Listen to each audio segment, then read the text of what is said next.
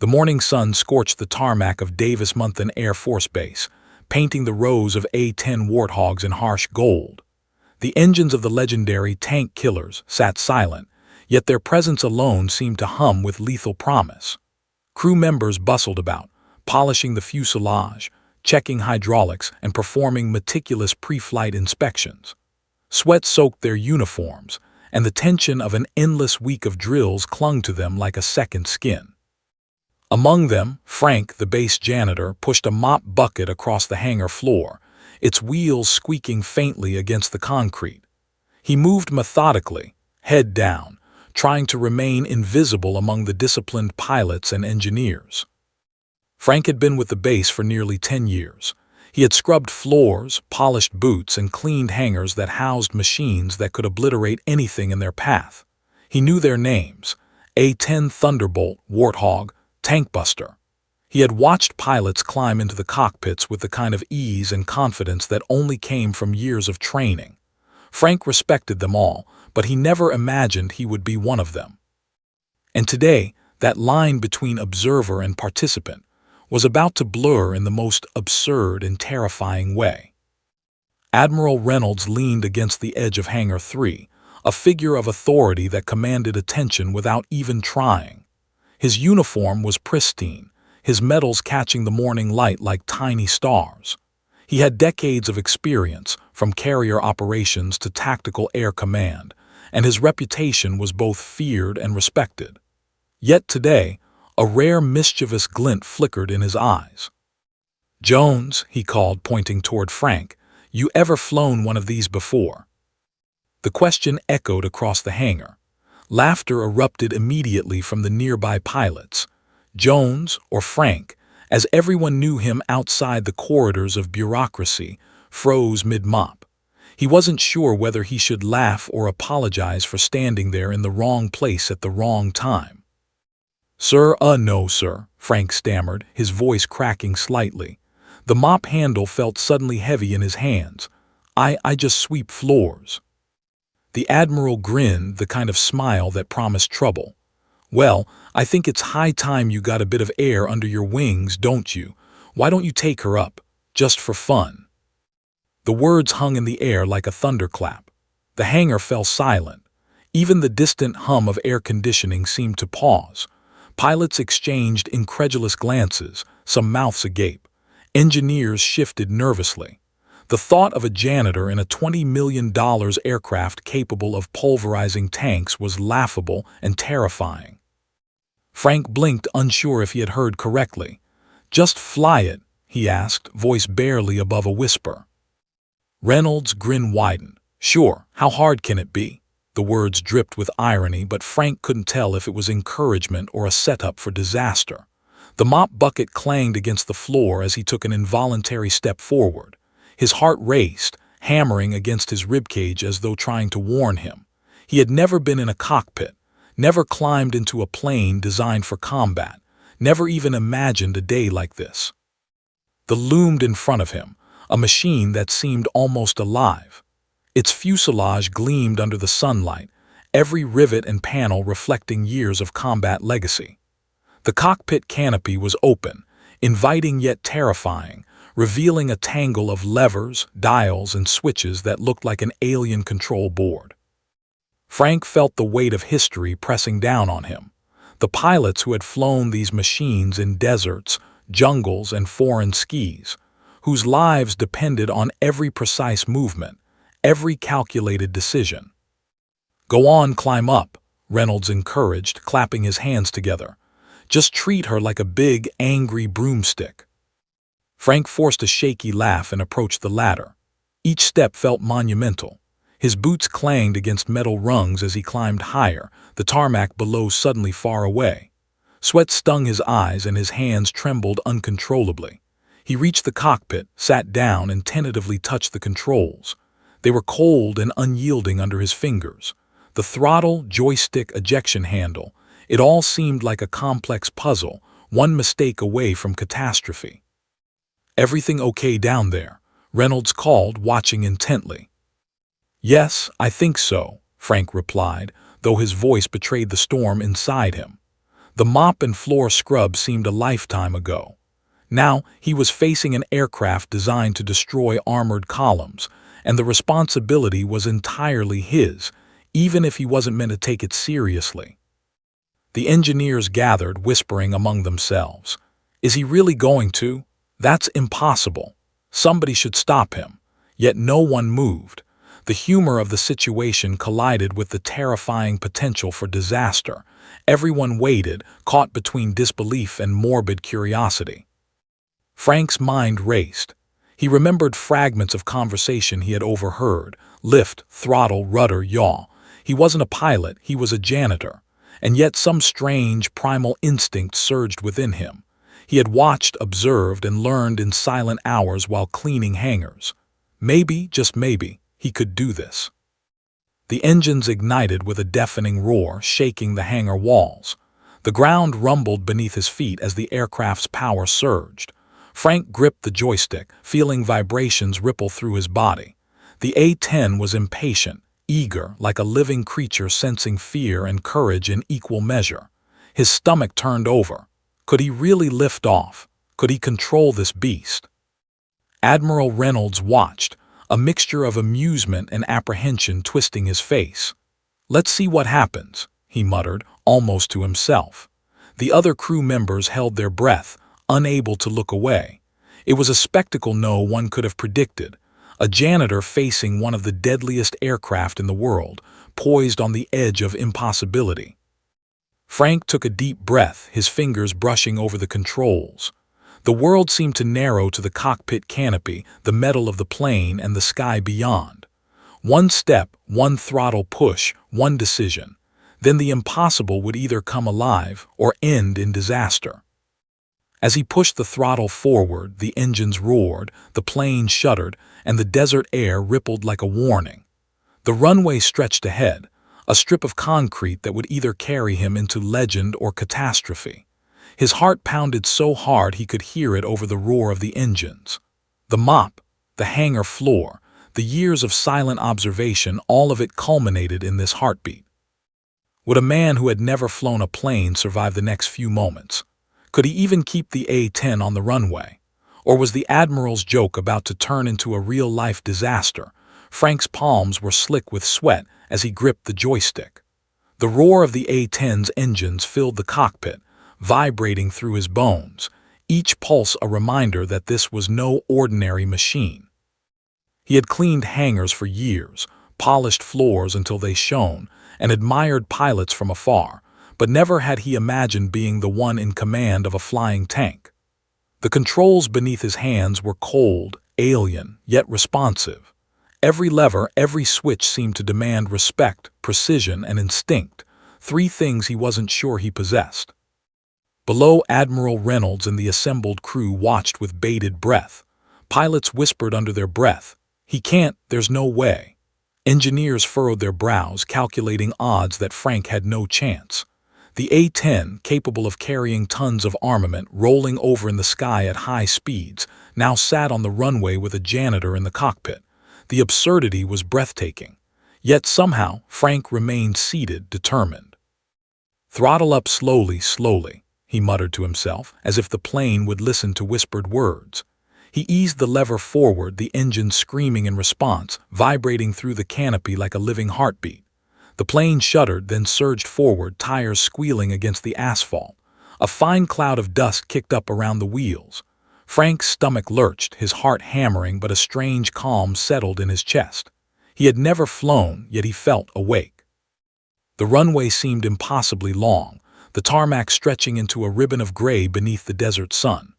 Wind whipped past the cockpit, carrying the scent of fuel, hot metal, and earth. He glanced down at the instruments. Numbers and gauges flashed warnings he didn't understand. "Lift, speed, altitude, right," he whispered, recalling a fragment of an article he had read about aerodynamics once years ago. It was barely enough, but somehow it gave him a foothold in the chaos. The A-10's nose lifted slightly, the plane shivering as it responded to the throttle. Frank's grip tightened. He felt the plane begin to light, the wheels just brushing the runway, then suddenly they left the concrete entirely. The jet lifted off, hovering for a heartbeat above the ground before ascending steadily. Around the hangar, mouths fell open. Cameras clicked. Some crew members sank to their knees, praying silently. A janitor was flying a warthog. Above, the sky stretched endless and merciless. The sun glittered off the metal fuselage as Frank leveled the aircraft, struggling to understand how to maintain altitude. The vibrations under his hands made him flinch, yet he instinctively adjusted the joystick, correcting minor tilts. The plane responded to him, almost as if it recognized his fear and determination. This was instinct, not training, a dance between human and machine forged in panic and focus. Below, Admiral Reynolds remained silent, arms crossed, watching. He had intended the suggestion as a joke, a humorous break for a long, grueling week, but now the impossibility unfolding before him demanded awe. He's actually doing it," muttered Lieutenant Parker, an instructor pilot, voice barely audible over the engines. The words spread like wildfire. The janitor was flying. The notion defied logic, yet here it was. The instruments blinked warnings about hydraulic pressure, engine temperature, and fuel consumption. Frank didn't understand the readings, but he noticed patterns. He remembered watching pilots' movements, their subtle corrections, the way they responded instinctively to vibrations and wind. He mimicked them, hands trembling over controls, eyes scanning both instruments and horizon. Somehow, by some unexplainable mixture of observation and raw instinct, he maintained a steady climb. The wind picked up, slicing past the cockpit canopy with a violent hiss. The plane tilted slightly, catching a thermal updraft, and Frank instinctively nudged the joystick. The aircraft banked smoothly, turning midair as if it had wings designed for elegance rather than destruction. A gasp rippled through the observers below. Even seasoned pilots exchanged incredulous glances. This was not training. This was an act bordering on the miraculous. Then the first real challenge hit, a turbulence pocket over the desert. The plane jolted violently, shaking Frank in his seat. The instruments flashed alarming red lights. His stomach lurched. He had never experienced anything like it. Every instinct screamed for panic, yet he forced himself to focus, hands and eyes moving almost independently, reacting faster than thought. The A-10, designed to withstand enemy fire, endured the turbulence with him, shivering but not breaking. "Keep her steady, Frank," he whispered aloud, as if speaking calmed the jet. Around the base, people held their breath. Cameras zoomed in, engineers scribbled notes, and pilots clenched their jaws. Nobody dared speak. No one wanted to distract him from the impossible feat. A single wrong input could send the aircraft spiraling into the desert below, a fiery wreck. And then a voice crackled over the radio.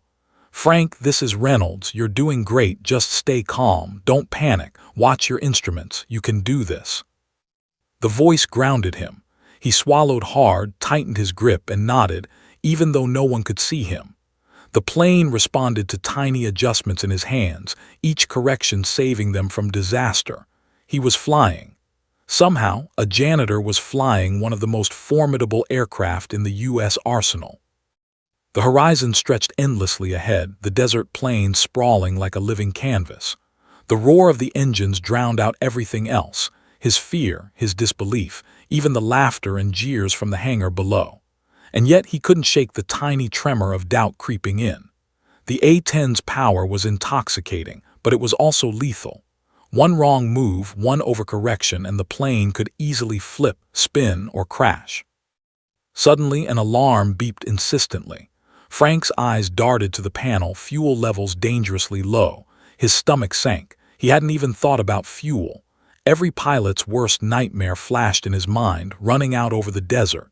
Panic threatened to overtake him, but he forced himself to breathe, to focus. There was a strip of emergency landing runway nearby. He remembered seeing it while sweeping the hangar. He could make it. He had to. Admiral Reynolds and the crew below watched silently. "He's still up there, he's still alive," whispered one technician. Another muttered, "If he pulls this off, we'll never live it down." The A-10, obedient and powerful, responded to every instinctive touch Frank gave it. Somehow, the janitor who had never flown a plane was managing an aircraft designed to obliterate armored divisions, navigating a delicate dance of speed, altitude, and momentum. And then the impossible happened. The plane leveled, climbed steadily, and for a fleeting moment it almost seemed graceful. The raw mechanical power was tempered by an untrained human's instinctive touch. The desert stretched below like molten gold, endless and unforgiving. Frank's heart raced. He was flying. He was alive. He was in control. But just as triumph surged within him, a new warning flashed, the landing gear indicator. It hadn't deployed properly. Frank froze, sweat stinging his eyes. The runway approached rapidly. Panic threatened to take over. Could he manage a landing now, untrained, with a critical warning flashing like a red siren? The impossible had been achieved flying, but the real test was about to begin. The desert stretched below Frank like an endless, sun-scorched canvas. His hands gripped the joystick so tightly that the knuckles whitened, and his heart pounded in his chest like a drum in a battle parade. The roar of the A-10 engines was deafening, each vibration shaking the metal frame of the cockpit, rattling his bones, testing his focus. He had lifted off the runway, defying logic and the collective disbelief of everyone watching, but now the sky itself seemed to challenge him. Every second was a negotiation between fear and instinct, between chaos and control. Frank's fingers hovered over the various switches and levers, unsure which to trust and which would doom him instantly. The throttle screamed beneath his hand, and he adjusted it fractionally, feeling the immense power of the aircraft respond. He remembered the fragments of pilot briefings he had overheard over the years. Climb, stabilize, level out, bank carefully. They had been words that meant little until now, but instinct, desperation, and an almost unconscious pattern recognition kicked in. The plane responded. Below, the spectators in the hangar were frozen. The ground crew clutched each other in disbelief. Engineers scribbled frantically, and pilots whispered nervously. Cameras clicked, recording what could only be described as impossible. Frank, a janitor who had cleaned their hangars for years, was controlling a warthog with a precision no one could comprehend. And yet, the longer he stayed in the air, the more the impossible seemed real. But then reality struck with the first taste of airborne chaos. Turbulence tore through the jet unexpectedly, forcing Frank's stomach into his throat. The plane shuddered violently, tilting dangerously, the instruments flashing warnings he barely understood. His instinctual corrections, tiny nudges of the joystick, minute shifts in the throttle, kept the aircraft from spinning out of control. Sweat streamed down his forehead, stinging his eyes, but he refused to close them. The sky was merciless, but he had to master it or die. "Keep it steady, Frank," he whispered aloud, as though speaking to the aircraft could ground it. Every fiber of his being focused on balance, rhythm, and survival. The desert sun reflected off the fuselage in blinding glints, momentarily disorienting him. He blinked rapidly, forcing his mind to settle, recalibrating instinctively.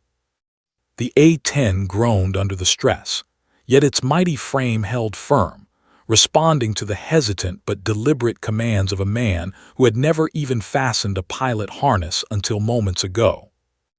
A voice crackled in his ear through the radio. "Frank, Reynolds here. You're holding it steady, just keep it calm. Remember what you did on the runway. Watch your horizon. Don't overreact." Frank exhaled slowly, trying to make sense of the chaos in his head. The radio was a lifeline, grounding him in a sea of uncertainty. His eyes flicked from the horizon to the array of blinking instruments, scanning for patterns, looking for anything familiar. He remembered watching pilots during training exercises, the subtle ways they shifted their weight, how their hands danced over controls. Mimicking those movements, he guided the A-10 through its first shaky turns. Then came the first test of true aerial skill, a sudden crosswind, violent and unpredictable, whipping the aircraft like a toy. The plane tilted sharply to the left, and Frank felt his stomach flip as if gravity had abandoned him entirely. Adrenaline surged, but panic threatened to take over. He recalled something from an old flight manual left open in the break room: align with the wind, counterbalance with rudder. He applied what he could, intuition guiding him more than knowledge. The plane responded, barely, but it held. Below, the crew held their breath. The wind buffeted the aircraft, and a collective tension gripped the hangar. The pilots exchanged stunned glances. "He's still alive, and he's correcting," whispered Lieutenant Parker, disbelief heavy in his voice. Even the most skeptical engineers couldn't look away. Frank's performance was a mixture of raw instinct, observation, and perhaps something beyond comprehension. Then came the next challenge, a climb over the rugged desert ridges to the east. Frank adjusted the throttle, feeling the surge of power as the A-10 responded, roaring upward. The mountains rose abruptly, their jagged peaks threatening to tear the aircraft apart. Every instinct screamed caution, but there was no time to second guess. He angled the nose upward, banking gently, the aircraft shuddering under the strain. His pulse raced so violently that he could hear it in his ears. The adrenaline was intoxicating. Frank's hands moved almost independently, guided by some deep primal memory of motion and observation. He corrected for sudden dips and rolls, using minuscule movements to stabilize the craft. Each adjustment was critical. One miscalculation would send the jet spiraling into the desert. His mind was a storm of fear, exhilaration, and disbelief. Yet strangely, there was a calm in the eye of that storm. He was flying. He was alive. He was in control. And then the unexpected happened. An alarm blared in the cockpit. The landing gear indicator, a warning light, flashed red. Frank's heart lurched. He had completely forgotten about it in the chaos of takeoff and flight. Panic threatened to rise, but he forced it down, focusing instead on keeping the plane steady. "Okay, think. What would they do?" he muttered. He had observed pilots during emergency drills, watched their subtle maneuvers, the way they stabilized the aircraft before dealing with a problem. He mimicked those movements, guided entirely by instinct. The plane shuddered again, the engine straining under the desert heat and the violent maneuvers. Frank's hands ached, fingers blistering from the tension of gripping the joystick so tightly.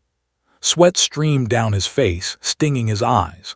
But as he adjusted the rudder, leveled the wings, and nudged the throttle, the aircraft responded with surprising compliance. The impossible was becoming reality. A janitor, untrained, flying one of the deadliest aircraft in the U.S. arsenal, maneuvering it with near-perfect instinct. Below the hangar was a theater of disbelief. Cameras recorded every second. Engineers muttered calculations nobody could verify. Pilots clutched each other's shoulders, unable to comprehend what they were witnessing. The A-10, designed for combat, obeyed the movements of a man who had spent the last decade cleaning floors, polishing boots, and mopping hangars. And Frank, despite fear gnawing at his insides, began to feel something he hadn't expected: exhilaration. The raw, terrifying power of the aircraft coursing through him was addictive. Suddenly, the plane jolted violently, a gust of wind slamming against the left wing. Frank's stomach lurched. He adjusted instinctively, nudging the controls with precision born from observation rather than training. The jet leveled, its engines roaring triumphantly as if acknowledging his efforts. For a brief moment, the desert below, the blazing sun, the impossibly wide horizon, all of it seemed suspended in awe of what was happening above. And yet danger was never far away. The fuel gauge blinked insistently, warning that time was running out. Instruments flashed new warnings he barely understood. He knew instinctively that he couldn't remain airborne forever. A landing was inevitable and far more dangerous than the flight itself. The realization struck him like lightning. Surviving the takeoff was only the first act. The true challenge, landing safely, awaited. Admiral Reynolds stood rigid below, eyes fixed on the rising aircraft. He had intended a joke, a momentary diversion from the monotony of base life. Instead, he was witnessing a spectacle he would never forget. A janitor who had never flown a plane, mastering an A-10 in real time against all odds. He whispered to himself, voice heavy with awe, "He's actually doing it. He's alive and in control." Frank's pulse pounded in his ears as he glanced at the horizon, scanning for the runway that would eventually save him. The engines roared. The sky stretched endlessly. The impossible had happened. He had flown. But the real test loomed. Could he land without turning this miracle into disaster? The next moments would decide everything. The desert winds howled. The A-10 shuddered. Frank's knuckles were white, his face streaked with sweat and determination. And as the jet leveled out for the first long stretch of flight, One thought raced through his mind. I have to survive this. I have to land no matter what. The desert below stretched like an endless ocean of gold and dust, shimmering under the relentless sun. Frank's palms were raw from gripping the joystick, his heart hammering with each vibration of the mighty A-10 Warthog. The roar of the engines filled the cockpit, drowning out all other sound, leaving only the pure, primal sensation of flight. Against every logical expectation, the janitor who had spent a decade cleaning hangars was now in command of one of the most formidable aircraft in the United States Air Force arsenal. He was flying. He was alive. And incredibly, he was in control. The initial terror of takeoff had given way to a strange, instinctual focus. Every twitch of the joystick, every fraction of a lever's movement had a purpose, though he did not fully understand why. Frank's eyes scanned the instruments, noting patterns, memorizing sequences he had glimpsed over the years while watching pilots at work. He had learned the rhythms of the A-10 in silence, without anyone realizing he was learning at all. Now, that hidden knowledge was all he had. Below him, the base was a hive of frozen attention. Admiral Reynolds stood rigid, eyes glued to the ascending jet. Crew members whispered in disbelief, their words barely audible over the roar of engines. "He's still alive," one pilot muttered. Another shook his head. "He's flying it." Engineers scrawled notes frantically, trying to process the impossible. The idea that a janitor, a man who had never so much as touched a control panel outside the hangar, was maneuvering a combat aircraft with precision beyond expectation seemed unreal. Yet there it was, proof written in steel and sky. Frank felt a surge of adrenaline as he navigated a shallow bank over the desert ridges. He remembered observing pilots during exercises, noting the tiny adjustments they made, how their hands danced over controls with a delicate balance of power and finesse. He mimicked their movements instinctively, moving from fear to precision in a matter of heartbeats. The aircraft obeyed him. It rolled, it leveled, it climbed. It responded to the janitor. Then came the first real threat. A sharp gust of wind swept through the canyon ahead, catching the plane off guard. The A-10 shuddered violently, jolting Frank in his seat.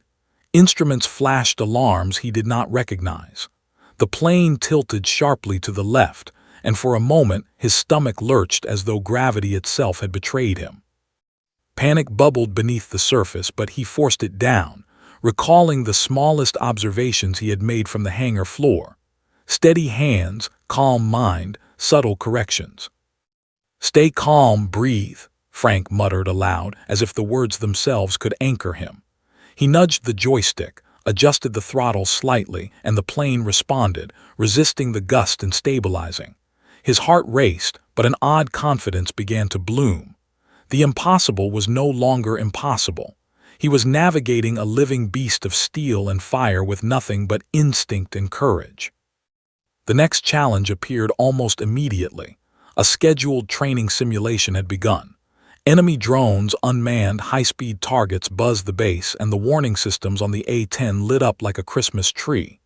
Missiles were fired, explosions simulated, but Frank had no context for any of it. He could only react. He adjusted the throttle, banked slightly, and dodged a passing drone by mere feet. The plane groaned under the stress, yet it obeyed him, twisting and tilting with a terrifying elegance. Below, the hangar had gone silent. No one breathed. Cameras focused, pilots whispered disbelief, and engineers scribbled like madmen trying to rationalize what they were seeing.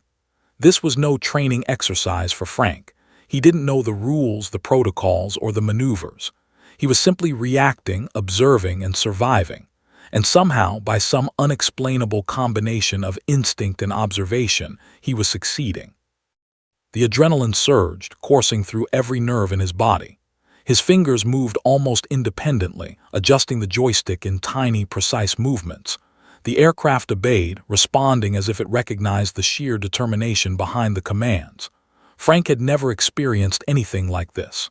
The roar of the engines, the rush of the wind past the cockpit, the dizzying heights, it was intoxicating and terrifying, and he loved every second of it, even as fear threatened to overtake him. Suddenly, a new alarm sounded, a hydraulic warning. Frank's stomach dropped. He didn't know exactly what it meant, only that the aircraft might not respond correctly if he made a mistake. The plane tilted dangerously and he barely managed to correct it. Sweat streamed into his eyes, stinging, blinding him momentarily. He wiped it away, took a deep breath, and focused. One mistake now could be fatal, but somehow instinct guided him. The A-10 leveled. The desert below stretched endlessly, a breathtaking expanse of gold, red, and brown. Frank glanced at it for a moment, feeling a mixture of awe and terror. He was in command of a machine designed for war, flying over a barren, merciless landscape. Every second was a delicate negotiation with physics itself. The wind roared, the engines screamed, instruments flashed, and yet through all of it Frank was steady. Somehow, impossibly, he was in control. A sudden jolt nearly threw him from his seat. A crosswind struck unexpectedly, stronger than anything he had felt before. The plane tilted dangerously, the warning lights blinking frantically. Panic flared in his chest, but he forced it down. He adjusted the rudder, nudged the joystick, and leveled the wings. The A-10 responded, and for a fleeting moment, Frank felt a surge of triumph. He had survived the first real emergency in the sky. Below, the spectators gasped. The impossible had become real. Cameras clicked, hands went to mouths in disbelief, and even the most cynical pilots could not look away. He's managing it," muttered Reynolds, his voice a mixture of awe and fear. The janitor, who had mopped floors and cleaned hangars for 10 years, was not just flying. He was surviving, maneuvering, mastering a machine that had crushed tanks and dominated skis in war zones. But the danger was far from over. Fuel gauges blinked low, instruments warned of overheating, and the landing gear indicator remained stubbornly unlit. Frank's heart pounded. Every instinct screamed caution, yet he couldn't panic. He had to focus. He had to survive. And somehow, against all odds, he did. The plane leveled, engines roaring, slicing through the sky with terrifying elegance. Then, in a moment that would be etched into memory for everyone watching, the impossible occurred. Frank executed a precise bank over a canyon ridge, rolling the plane with near-perfect coordination, adjusting the throttle and rudder without conscious thought. The A-10 twisted through the sky like a dancer, obedient to his instinctive commands. Below, the base erupted in stunned applause. Nobody could comprehend what they had just witnessed. Frank exhaled slowly, sweat dripping down his face, realizing that he had passed the first true test of skill. The impossible had been achieved. A janitor had not only flown an A-10 but had navigated it through turbulence, drones, and alarms, stabilizing the aircraft against all odds. But as triumph surged, reality struck. Fuel was low. Landing was inevitable. And now the real challenge loomed, bringing the massive, powerful war machine safely back to the ground. Admiral Reynolds remained silent, eyes fixed on the tiny figure in the cockpit. He had intended a joke, a brief amusement, but instead had witnessed something beyond explanation. A man who had swept floors for a decade had demonstrated a level of instinct and precision that defied logic. Reynolds whispered to himself, almost reverently, "He's a miracle or he's insane. Either way, we're watching history." Frank's pulse raced. The desert stretched endlessly below. Instruments blinked warnings he barely understood. The roar of the engines shook his very bones. And yet, against every expectation, he remained calm. He was in command, he was alive, and the impossible had just become his reality. But one question hung heavy in the air. Could he land safely? Or was the miracle about to turn into disaster? The roar of the A-10 filled the sky as Frank climbed higher, the desert stretching beneath him like an endless sea of gold. His arms ached from gripping the joystick, fingers numb but unwavering, every movement precise out of sheer instinct. He had survived takeoff, turbulence, and near-catastrophic gusts. Now, he thought, perhaps he could finally catch his breath. But the air above Davis-Monthan Air Force Base had other plans. A scheduled combat simulation had begun without warning. Unmanned drones streaked across the sky, moving at terrifying speeds. Warning lights blinked on the instrument panel, shrieking alerts Frank didn't fully understand. Explosions simulated, yet frighteningly real in their intensity, erupted in the distance. Smoke and fire flares dotted the horizon, and the A-10's sensors screamed at him, threats everywhere. Frank's stomach flipped. He was not trained for combat.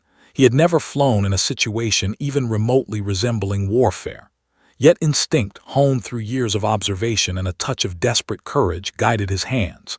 He banked the plane, dodging a simulated missile by mere inches, the ground rushing below in a dizzying blur. The engines roared, the canopy rattled, and adrenaline surged through every fiber of his body. He had no training. He had no backup. And somehow he was surviving. Below, the base personnel watched in stunned silence. Cameras zoomed in, capturing every movement of the impossible flight. Engineers scribbled frantic notes, unsure whether to call it a miracle or an accident waiting to happen. Pilots exchanged glances, disbelief etched into their faces. A janitor, a man whose main battlefield had been a mop and bucket, was performing evasive maneuvers that even seasoned instructors might hesitate to attempt. The drones came closer, buzzing like angry hornets. Frank adjusted the throttle and nudged the joystick, barely understanding what he was doing. Each movement was a mixture of instinct and imitation. He had watched pilots respond to threats countless times while cleaning hangars. Now, he replicated their subtle shifts, their precise turns, their graceful banking. And the aircraft obeyed. Each drone that passed left him shaking with a mixture of terror and triumph. One particular drone streaked straight toward him, simulated missile ready to strike. Frank's breath caught in his throat. Without thinking, he rolled the plane sharply, banking at a near-impossible angle. The drone zipped past, narrowly missing the fuselage. His chest heaved with the effort, arms trembling from the strain of controlling a machine so powerful, so precise, with no prior training. "Unbelievable," whispered Lieutenant Parker, watching from below. "He's actually dodging them." Engineers shook their heads, scribbling numbers that made no sense. Every man in the hangar realized they were witnessing something that defied explanation, a miracle in motion. But the danger was not yet over. Simulated ground explosions began, flares and smoke punctuating the desert sky. Frank had to navigate not just drones but the illusion of missiles and artillery fire. He banked, tilted, and climbed, feeling the A-10 respond like an extension of his own body.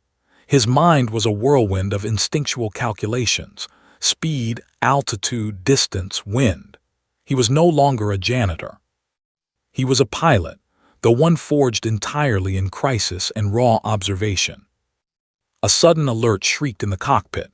The hydraulic system warning, previously minor, had escalated. The plane shuddered violently as if reminding him that this was no toy. Fear clutched at his chest. He had never dealt with emergencies before. Panic threatened, but he forced himself to breathe. Tiny adjustments, barely noticeable to an observer, stabilized the aircraft. The plane leveled out, obedient once more, as if recognizing the desperation behind the commands. Below, Admiral Reynolds stood frozen. The joke he had intended, a brief amusement at the janitor's expense, had escalated into a real-life crisis that left everyone on the base awestruck. "If he pulls this off, if he actually survives this, we'll never be able to explain it," Reynolds muttered, gripping the edge of the viewing platform. Around him, spectators whispered in disbelief. Every pilot, engineer, and crew member recognized the truth. They were witnessing history. The drones moved in unpredictable patterns, weaving like deadly dancers across the sky. Frank instinctively followed the rhythm, dodging and banking, sometimes reacting before he fully understood the threat. Every maneuver brought him closer to exhaustion, yet he could not stop. Each second demanded attention, focus, and unflinching courage. One misstep could destroy him, the plane, or both. And yet, for some impossible reason, he kept surviving. The A-10 groaned under the strain, metal whining in protest as it twisted through the air. Frank's arms burned, muscles trembling from the exertion, sweat stinging his eyes. He swallowed, forcing himself to stay calm. He had no idea what each alarm meant, only that instinct and observation were his guides. And somehow, the aircraft obeyed. The impossible was becoming routine. A particularly aggressive drone cutting close, its trajectory alarming. Frank's fingers danced across the joystick and throttle, the movements precise yet frantic. The plane tilted sharply, rolling with terrifying grace, dodging what would have been a direct hit. He exhaled, barely processing what had just occurred. Around him, flares exploded, simulating missile strikes. Smoke twisted like serpents in the sky, yet he navigated through it, surviving again by a hair. The desert below shimmered, seemingly indifferent to the drama above. But for Frank, every second was life or death. He had become hyper-aware of every sensation, the vibrations of the aircraft, the wind pressure, the slightest twitch in the controls. It was a terrifying symphony of chaos, and he was the conductor, improvising with instinct rather than training. Then a new challenge emerged. A sudden gust of crosswind combined with a simulated missile approaching at high speed. Frank's stomach lurched. Time seemed to stretch, each fraction of a second agonizingly long. He remembered watching pilots handle emergencies, how they anticipated, how they moved with both courage and precision. He mimicked them. The plane responded, banking sharply, twisting violently in the air. For a heartbeat, it seemed as if the impossible would fail. But it didn't. The A-10 leveled once more, obedient to a man who had never been meant to fly it. Below, the base erupted in stunned murmurs, applause, and disbelief.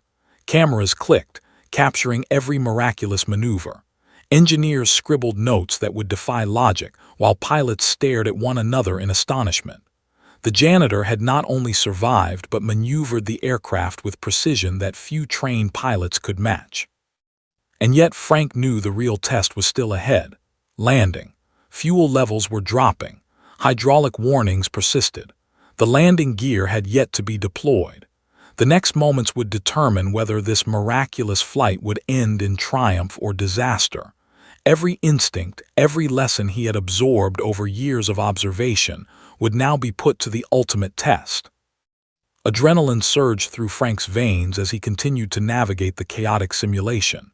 He had faced impossible odds, dodged simulated missiles, endured turbulence, and survived warnings he barely understood. And somehow, the A-10 continued to obey. Against every expectation, against every rule of logic, a Janitor was flying a warplane in full combat simulation and surviving. But now, as the sun began to dip low, casting long shadows across the desert, one question loomed larger than any simulation. Could he bring the aircraft back down safely? The answer was uncertain. Every second in the air had been a victory, but every second also brought him closer to the ultimate challenge. The impossible was not over. It was about to culminate in the most dangerous moment of all. The sun dipped lower toward the desert horizon, painting the landscape below in fiery golds and bruised purples. The A-10 roared through the sky, a steel predator slicing across the endless expanse. Frank's arms shook from the tension of holding the controls, sweat blurring his vision. He had survived takeoff, turbulence, drones, and simulated missile strikes. He had defied logic, evaded danger, and somehow mastered a machine no one expected a Janitor to touch. But now the ultimate challenge loomed: landing. The landing gear indicator still stubbornly flashed red, warning of a malfunction. Fuel gauges blinked dangerously low, and a faint grinding noise from the hydraulics vibrated through the cockpit. Panic gnawed at the edges of Frank's mind. He had never even approached a runway in flight, let alone landed a Warthog, an aircraft designed for war, not novices. The reality of his situation hit like a hammer. One misstep now could turn the miracle into a catastrophe. "Focus," he muttered aloud, voice shaking but determined. His fingers danced over the controls instinctively, a combination of observation, raw instinct, and sheer willpower. He banked the plane slightly, aligning it with the distant runway below. The desert winds howled, gusts threatening to push him off course. Every fraction of a second demanded perfect timing. Every muscle in his body screamed for precision. One wrong move would send him tumbling into disaster. Below, the base personnel watched in stunned silence. Cameras tracked the A-10's descent, engineers scribbled frantic notes, and pilots muttered disbelief. The impossible was still in motion, and no one dared look away. "He's actually doing it. He's going to try landing," whispered Lieutenant Parker. No one knew if the aircraft would respond. No one knew if Frank could survive, but all eyes were glued upward. Frank adjusted the throttle, easing the plane into a shallow descent. The hydraulic warning continued to blare, and he noticed a subtle wobble in the aircraft's tail. His stomach tightened. Landing an aircraft is a delicate balance under any circumstance, but a warthog with potential hydraulic failure demanded near-perfect precision. He gritted his teeth, fingers clenching the joystick so tightly his knuckles whitened. Every movement had to count. The runway stretched before him like a ribbon of salvation. Dust swirled from the hot desert wind, creating visual distortions that made distance estimation difficult. Frank's heart pounded violently, but he forced himself to focus on alignment and altitude. Slowly, meticulously, he guided the plane toward the ground, banking slightly to correct for crosswinds, nudging the throttle to maintain a steady descent. Suddenly, a violent gust slammed into the A-10, pitching it sharply to the left. Alarms shrieked inside the cockpit. Frank's stomach lurched as the ground rushed closer. He reacted instinctively, rolling the plane with tiny adjustments, fighting to prevent a catastrophic tip. The aircraft groaned under the strained metal whining as if protesting the audacity of its pilot. For a terrifying moment, it seemed as if gravity might finally win, dragging the plane into the desert below. But Frank's focus never wavered. He recalled watching instructors during emergency landing drills, their subtle, precise movements guiding the aircraft with both confidence and instinct. Mimicking those motions, he nudged the joystick, adjusted rudder and throttle, and felt the plane obey. The A-10 leveled just enough to stabilize, shivering violently but holding its trajectory. He had survived the first brush with disaster, and now he had to finish the descent. The runway was close, shimmering like a mirage in the heat. Dust swirled across its surface, creating a hazy visual field. The hydraulic warnings persisted, a constant reminder that the plane's systems might fail at any second. Frank swallowed hard, forcing himself to remain calm. Panic would be fatal. He focused on the horizon, the runway, and the instruments, letting instinct guide his fingers. Suddenly, another gust slammed the plane. This time it pitched sharply to the right. Alarms blared and Frank felt his stomach lurch violently. The runway rushed toward him with alarming speed. He reacted instinctively, rolling the aircraft, adjusting throttle and tilting the nose upward slightly. The plane shuddered violently but leveled once more. His breath came in short, harsh gasps, sweat blinding him. One miscalculation now would destroy everything. Below, the base erupted in tense murmurs. Engineers clutched clipboards, pilots held their heads in disbelief, and Reynolds watched with pale awe. The impossible was happening again. A man who had mopped floors for a decade was guiding a war machine through a near-impossible landing. Every second stretched into eternity. Every second demanded perfection. Frank approached the runway at a shallow angle, the engine screaming in protest as he fought to maintain stability. The dust and heat created visual distortions, making it difficult to judge altitude. He adjusted the throttle, nudged the joystick, and rolled the aircraft slightly to correct a minor tilt. The ground rushed toward him. One more adjustment, one more correction. The plane groaned and shuddered, but it held. Then the unthinkable. The landing gear finally responded, extending with a slow, grinding motion. A cheer erupted in the hangar below, though Frank didn't hear it over the roar of the engines and the pounding of his own heart. The plane tilted slightly as the wheels locked into place. It was now or never. Every ounce of skill, every observation, every instinct would be tested in the next few moments. Frank guided the A-10 closer, aligning it perfectly with the runway. Dust whipped across the tarmac, creating optical illusions that threatened to deceive him. He adjusted throttle and joystick with trembling hands, correcting for turbulence, crosswinds, and the slightest misalignment. The ground approached at terrifying speed, and for a moment, time seemed to slow. Finally, the wheels touched the tarmac. A violent shudder ran through the plane as the tires kissed the concrete. Frank's fingers tightened instinctively on the joystick, guiding the aircraft straight. The brakes screeched as he applied them carefully, balancing deceleration with stability. Dust and heat swirled in a violent dance around the landing strip. Slowly, agonizingly, the plane rolled to a halt. Silence followed, broken only by the settling of the aircraft and the echo of the engines winding down. Frank sat back, trembling, sweat streaming down his face. He had done it. Against every expectation, against all logic, he had landed the A-10. A janitor had flown a warplane, survived combat simulation, and returned to solid ground. Below, the hangar exploded in cheers, applause, and disbelief. Pilots rushed to the edge, cameras clicked endlessly, and Admiral Reynolds stood rigid, pale, his eyes wide with a mixture of awe and shock. He had intended a joke, a brief amusement, and instead had witnessed a miracle. The janitor, the man they had all overlooked, had achieved what no one thought possible. Frank climbed out of the cockpit, trembling, muscles sore and covered in sweat. The aircraft loomed behind him, scarred and trembling from the flight but intact. He had survived turbulence, combat simulation, mechanical warnings, and one of the most dangerous landings imaginable. He had done the impossible. Reynolds approached slowly, eyes wide, voice shaking.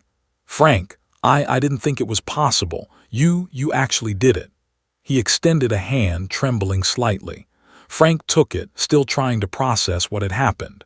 The entire base had witnessed a miracle. A janitor had flown an A-10 and lived to tell the tale. And yet, as the adrenaline faded, one thought gnawed at Frank's mind. This was only the beginning. Something tells me the story isn't over. The impossible had been achieved, but the world was watching now, and everyone would want to know how and why he had flown a warplane like a seasoned pilot. The roar of the A-10's engines faded into silence as the aircraft sat on the runway, still warm from the impossible flight. Frank stepped out, trembling, sweat dripping into his eyes, heart still hammering from the adrenaline of takeoff, combat maneuvers, and landing. He had survived the unimaginable. He had flown the warplane like a seasoned pilot and landed it against all odds. Yet the moment he touched the tarmac, the reality of what he had done began to sink in. Around him, the base personnel erupted into cheers and applause. Cameras clicked, and the sound of astonished murmurs filled the air.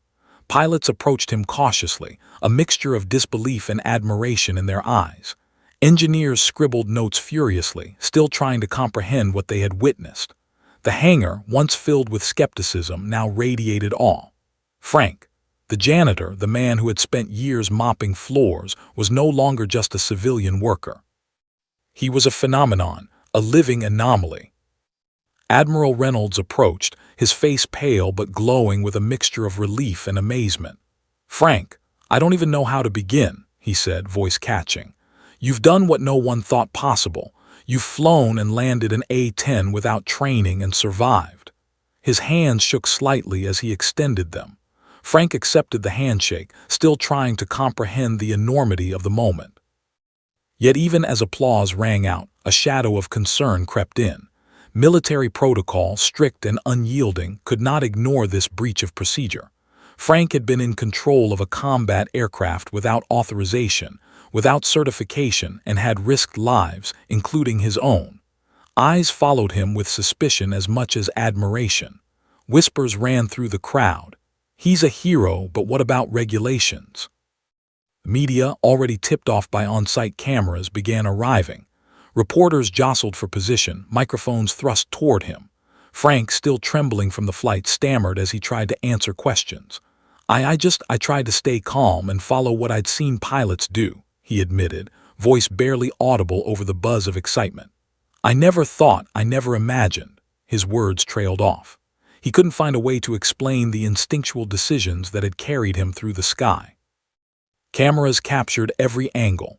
Engineers and pilots provided technical commentary, but even their analyses could not fully explain what had occurred. The A-10's data recorder showed flawless maneuvers, precise control, and instinct-driven corrections that defied conventional logic. Experts would debate the phenomenon for months, perhaps years. Frank had flown like a trained pilot despite never having received instruction. How and why remained a mystery. Reynolds guided Frank toward a private area of the base, away from reporters and cameras. "You've done the impossible," Reynolds said, voice quieter now, tinged with awe and caution. "But you need to understand this isn't without consequences. Flying a combat aircraft without authorization, without training, is a serious offense. Military law, you could face court-martial." Frank froze. The weight of those words crashed over him, shattering the euphoria of survival. I didn't mean to. I thought it was a joke," Frank stammered.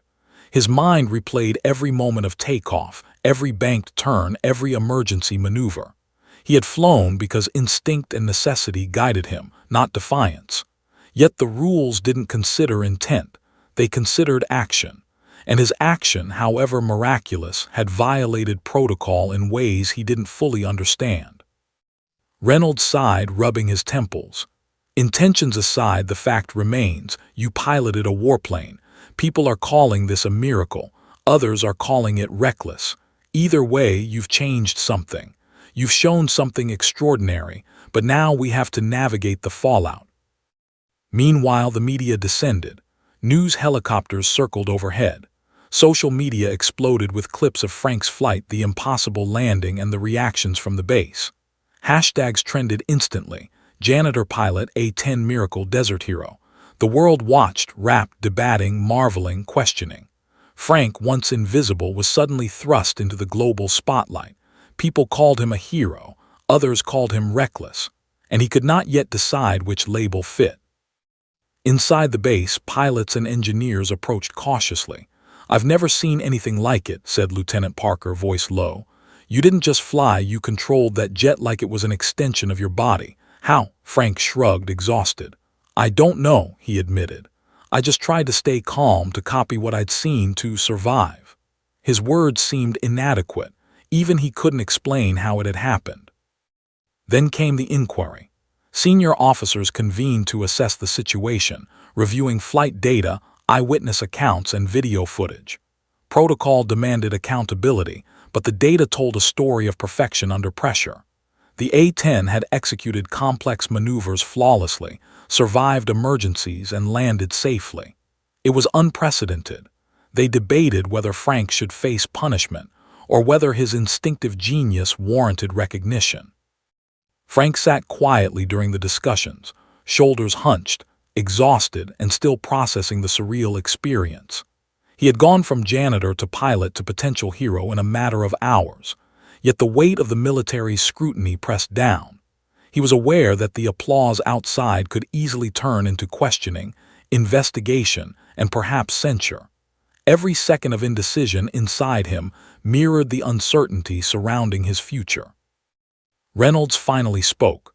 "Frank, you've done something no one could replicate. You've flown an aircraft that is designed to be deadly, and you've done it without formal training. The risks you took, the courage you showed, is extraordinary, but we have to decide what this means legally and publicly." Frank nodded, realizing that surviving the flight was only the beginning. He had conquered the sky, but the world below now demanded explanations, accountability, and understanding. Hours passed. The base remained abuzz.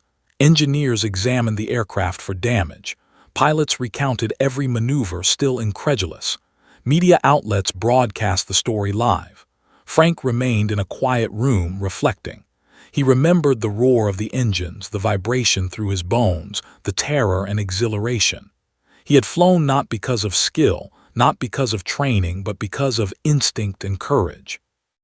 Yet now, instinct alone could not navigate the bureaucracy, the legalities, or the global attention that awaited him. Then a senior officer entered.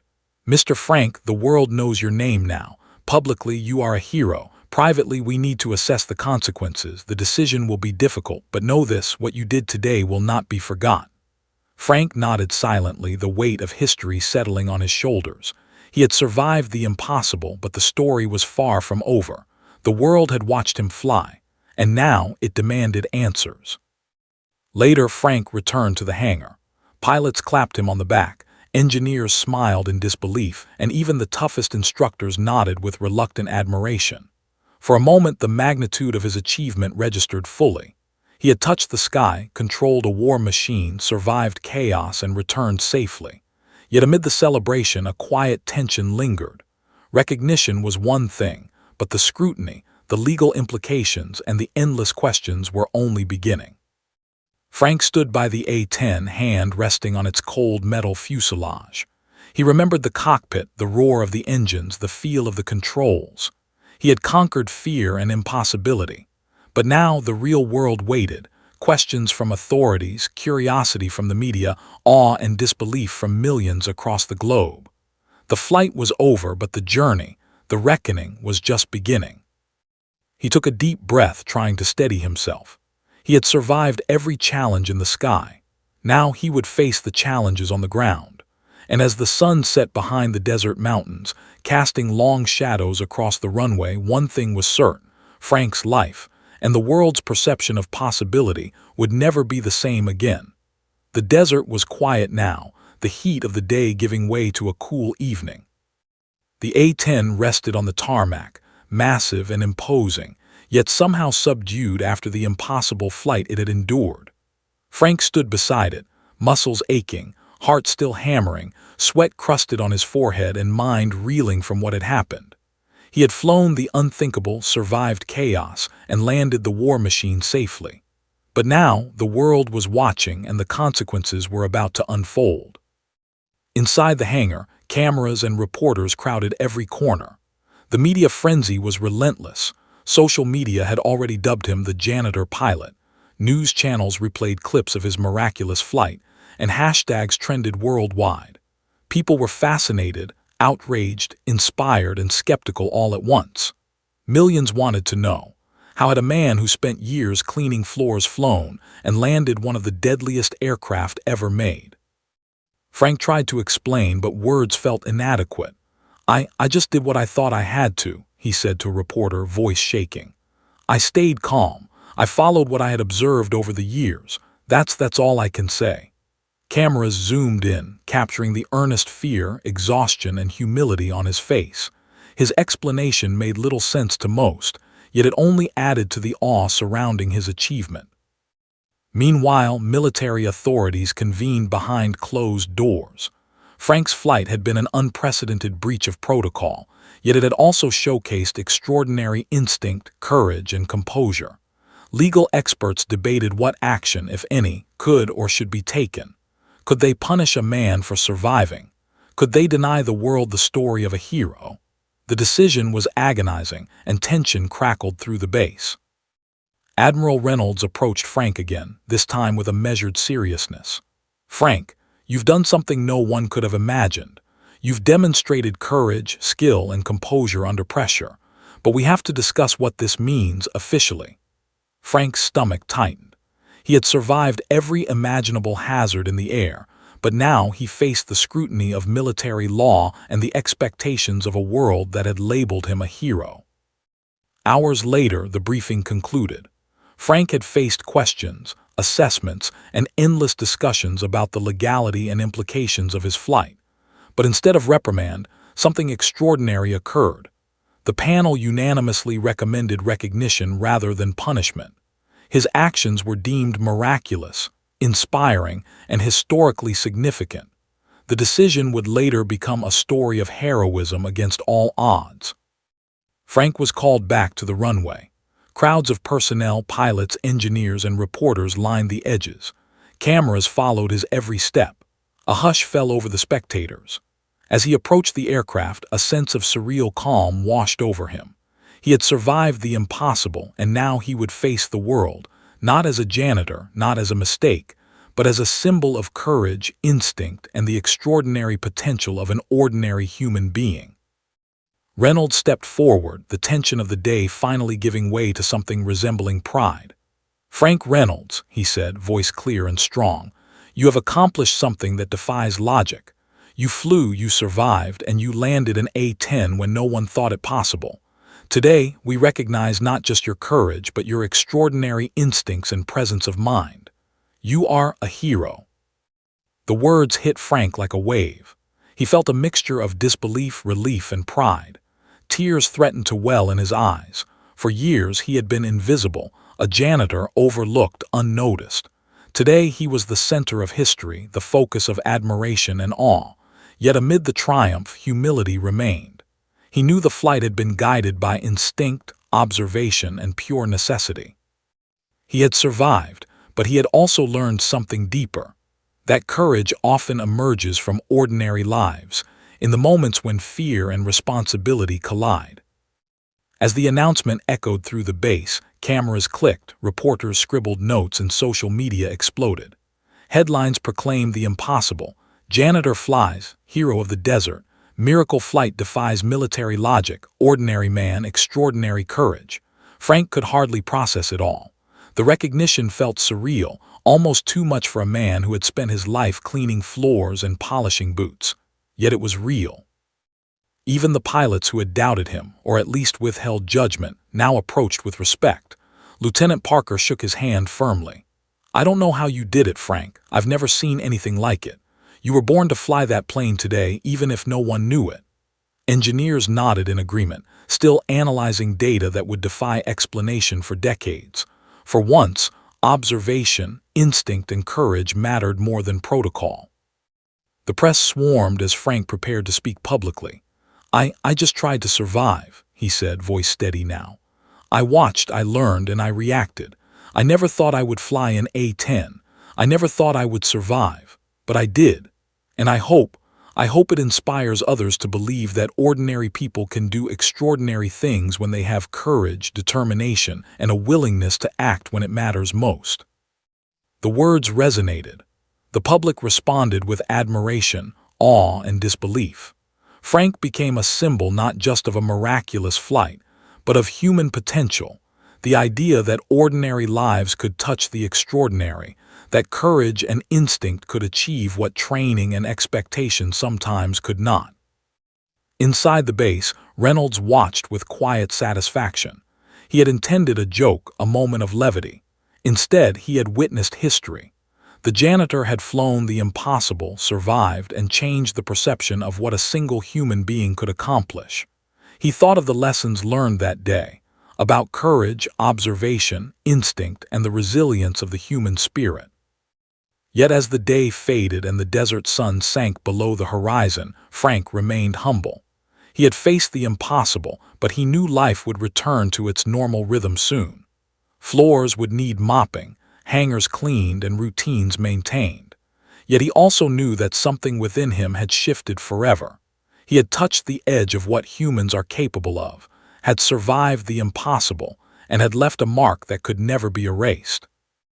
Later, as Frank walked alone along the runway, the looming behind him in quiet grandeur, he reflected on the journey. The fear, the chaos, the adrenaline, all had coalesced into a moment that would define not just his life, but the lives of everyone who had witnessed it. Ordinary people could rise to extraordinary circumstances. Courage could defy expectation. And sometimes, the impossible could be made real by sheer will and instinct. The sun disappeared completely, leaving only the fading glow of twilight over the desert. Frank stood in silence, listening to the gentle hum of the cooling engines, reflecting on a day that no one would forget. Cameras, crowds, and accolades would follow, but in that moment it was just him, the aircraft, and the vast expanse of sky he had conquered. And as the stars began to pierce the desert sky, Frank realized something profound. The impossible is never permanent. It is a challenge, a test, and sometimes a gift. Today he had flown, survived, and returned. Tomorrow the world would still be full of rules, expectations, and limits. But he now knew the truth. Courage, instinct, and determination can redefine what is possible forever. In that quiet, cinematic moment, the legend of the janitor who flew an A-10 was born. And while history would remember the flight, the landing, and the miracle, Frank understood the deeper truth. Heroism is not measured by training, rank, or expectation. It is measured by courage, by action, and by the willingness to rise when the impossible demands it. The world would never forget him.